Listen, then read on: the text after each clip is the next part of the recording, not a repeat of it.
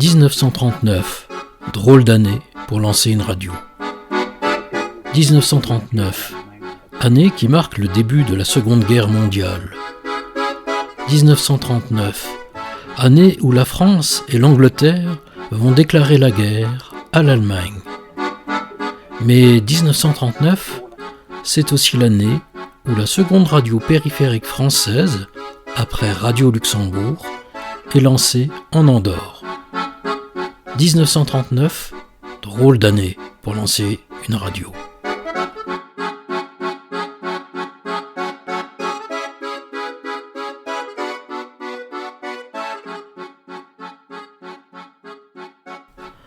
En fait, c'est dès les années 20 que Jacques Trémoulet, propriétaire de la radio privée Radio Toulouse et d'un réseau de radios privées en France, a dans l'idée de construire un gros émetteur dans un pays limitrophe de la France pour arroser tout le pays tout en échappant à la législation française trop contraignante avec les radios privées.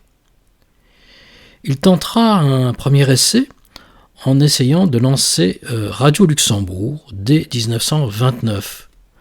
Mais hélas pour lui, il se fera dépasser par un autre promoteur, celui de Radio Paris, qui créera la radio luxembourgeoise. Alors, en 1935, il décide d'installer son émetteur en Andorre. Ce pays ne possède pas encore d'émetteur de radio et il est favorable à l'installation d'une radio privée. Comme la principauté d'Andorre est dirigée par deux coprinces, un Français qui est le président de la République française et un Espagnol qui est l'évêque d'Urgell, la radio pourra parler le français et le castillan. Les pourparlers vont être fastidieux, mais un contrat de concession va être signé et les travaux de l'émetteur et de l'antenne vont commencer dès 1937.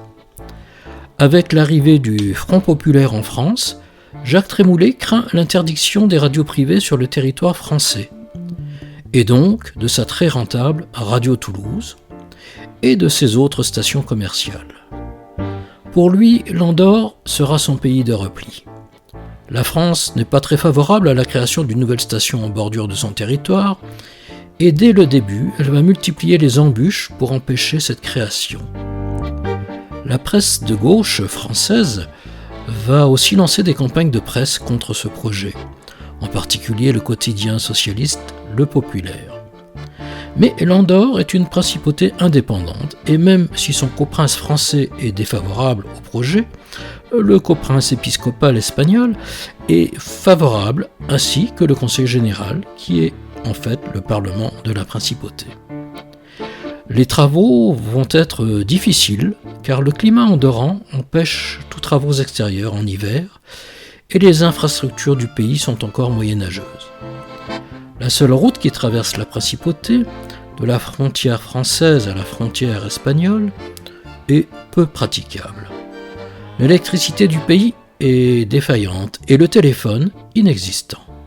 Peu importe, Jacques Trémoulet offrira le téléphone aux Andorrans et déploiera des moyens considérables pour construire un émetteur ultramoderne, mais aussi d'une grande beauté architecturale, avec son style néo-roman, inspiré des monuments les plus prestigieux de l'Andorre. Le site choisi est celui de la commune d'Ancan. Et l'antenne, supportée par deux pylônes, sera située 850 mètres plus haut, au bord du lac d'Angolasters. Au début de l'année 1939, le bâtiment est donc presque achevé, les pylônes montés et un émetteur moderne de marque SFR est installé. Sa puissance sera de 60 kW, ce qui est beaucoup pour l'époque, et il émettra sur les ondes moyennes, sur 410 mètres, ainsi que sur les ondes courtes, ce qui lui permettra de couvrir confortablement une bonne partie de l'Europe, et même au-delà, et évidemment toute la France. C'est l'ingénieur en chef du groupe Trémoulet, Lucien Kielmayer, qui va prendre en charge la mise au point de l'émetteur.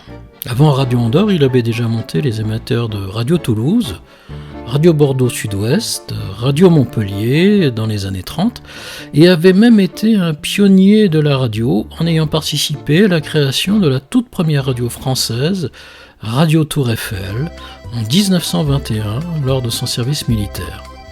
Il deviendra le directeur technique de Radio Andorre jusque dans les années 60. Jacques Trémoulet s'est associé pour ce projet avec son associé historique, copropriétaire avec lui de Radio Toulouse, Léon Kiaskowski, mais aussi avec un industriel de nationalité andorrane, qui a été imposé en fait par la principauté, Stanislas Puigros. Mais Trémoulet est un homme d'affaires très habile, et il s'est arrangé pour avoir les pleins pouvoirs sur la station. Stanislas Puigros se voit néanmoins attribuer le titre de directeur de station, mais un directeur sans véritable pouvoir, et qui, d'ailleurs, ne le restera pas très longtemps. Le vrai pouvoir est détenu par celui qui a financé le projet à 100% et celui qui a l'expérience, rare à cette époque, du fonctionnement d'une radio commerciale, c'est-à-dire évidemment Jacques Trémoulet. Avant de lancer sa station, Jacques Trémoulet profite de l'opportunité de la fin du Front populaire et du retour de la droite au pouvoir, qui s'est allié avec les radicaux, qui ont donc quitté la gauche pour la droite, pour faire valider la création de la station par les autorités françaises, représentées par le viguier du coprince français en Andorre. Le gouvernement reste néanmoins divisé sur ce projet. Mais la situation internationale devenant préoccupante, la voix du ministre des Affaires étrangères devient prédominante. Et ce nouveau ministre, Georges Bonnet, considère que le fait d'avoir une nouvelle radio d'expression française en Europe est un avantage. D'autant que la station couvrira bien la Méditerranée et donc l'Italie fasciste et l'Espagne franquiste. Et le 3 août 1939, une nouvelle inespérée parvient en Andorre. Le coprince français ne s'oppose plus au projet et les deux coprinces donnent leur accord au démarrage des essais de Radio Andorre. Les premiers essais officiels sont effectués le jour même, avec une puissance provisoire de 35 kW, et ils sont concluants.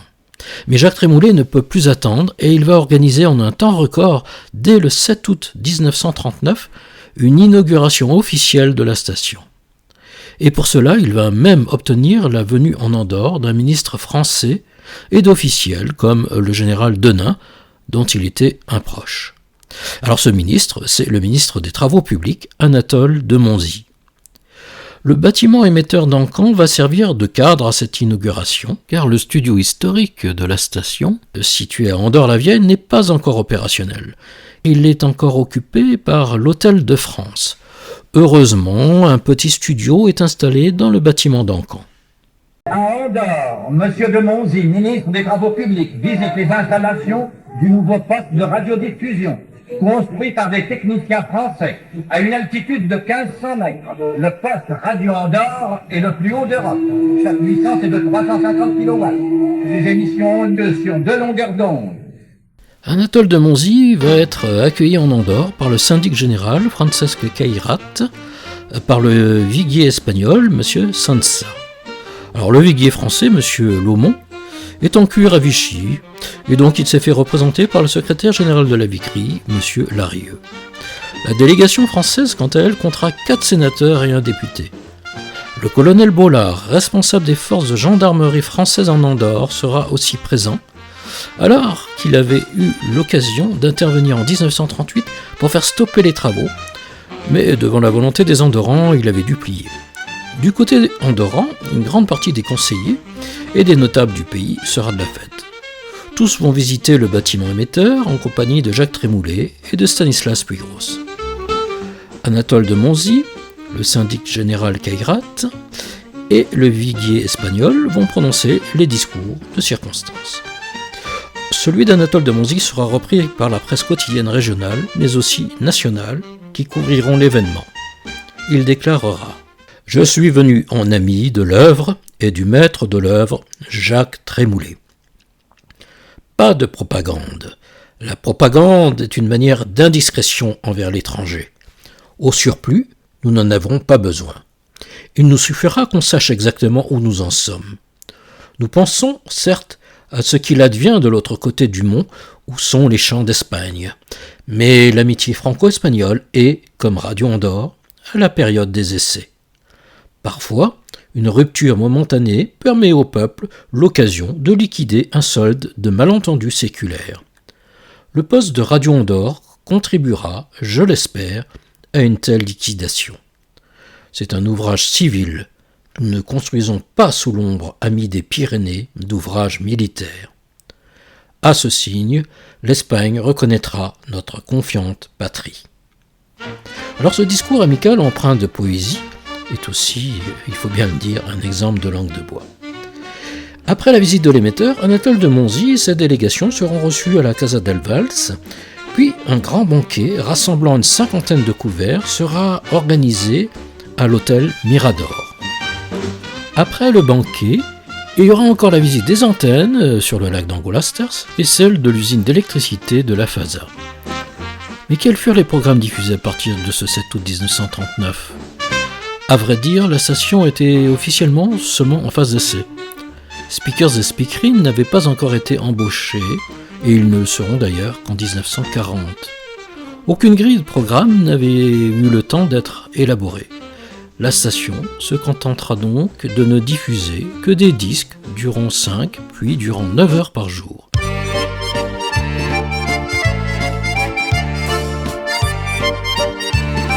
Elle diffusera de 8h à 9h, de 12h à 14h et de 18h à 24h. Des annonces des disques seront faites en français et en castillan, comme prévu. La programmation musicale sera plutôt populaire avec de la variété française et espagnole, beaucoup d'accordéon et de musique de danse, un peu d'opérette et de zarzuela. Mais dès le début, 3 éléments vont caractériser la station durant toute sa vie, et même s'il n'y a jamais eu d'enregistrement des émissions à cette époque, on sait, à travers les articles de presse par exemple, que les programmes commençaient toujours par un chant officiel andorran qui s'appelait la marche des conseillers, et se terminaient systématiquement par la diffusion de l'hymne national du pays. On sait aussi que la station s'annonçait à l'antenne régulièrement par ces mots « Aquí Radio Andorra, emisora del Principado d'Andorra ». Et en français, ça a donné tout simplement « Ici Radio Andorre, station de la Principauté d'Andorre ». Le Aquí Radio Andorra sera dès le début annoncé par une speakerine espagnole et à partir de 1940 par la première speakerine de la station, Maria Escrihuela, qui ne restera que quelques semaines, puis par celle qui sera la voix officielle de la station durant la guerre, Victoria Zorzano. À partir des années 50, ce sera la voix de celle qui succédera à Victoria, Carmen Del Monte, puis dans les années 60 et jusqu'à la fin de la station en 1981, le Aquí Radio Andorra sera prononcé par Lydia Merino sur un disque enregistré. Aujourd'hui encore, il suffit de parler de Radio Andorre devant n'importe quel Européen de plus de 50 ans pour qu'il vous dise immédiatement et systématiquement Aquí Radio Andorra. Aquí Radio Andorra, emisora del Principado de Andorra. Mais le 28 août 1939, devant l'aggravation de la situation internationale, Jacques Trémoulet va décider de suspendre les émissions et va demander au ministère des Affaires étrangères de fixer les règles de fonctionnement de Radio Andorre en cas de conflit. La presse fera état officiellement de soucis techniques pour justifier l'arrêt des programmes. Et la guerre va être déclarée par la France et l'Angleterre à l'Allemagne une semaine plus tard, c'est-à-dire le 3 septembre 1939. La déclaration est suivie d'un ordre de mobilisation générale. Mais en 1939, chacun va rester dans ses frontières. C'est ce qu'on appellera la drôle de guerre. Toutes les radios françaises, privées ou d'État, ne vont plus diffuser que les communiqués officiels du gouvernement. Les émissions de détente vont être supprimées. Mais Radio Andorre n'est pas une radio française, mais andorrane, et elle ne peut, ni ne veut, diffuser les communiqués du gouvernement français. Aussi, elle préférera rester muette et ne reprendra ses programmes que le 3 avril 1940, donc avant l'invasion allemande de la France. Mais à partir de cette date, elle ne cessera plus jamais d'émettre jusqu'en 1981. Comme la principauté, elle sera neutre et ne diffusera aucune information durant la guerre. Mais en 1939, elle n'aura finalement émis qu'une vingtaine de jours. 1939, drôle d'année pour lancer une radio.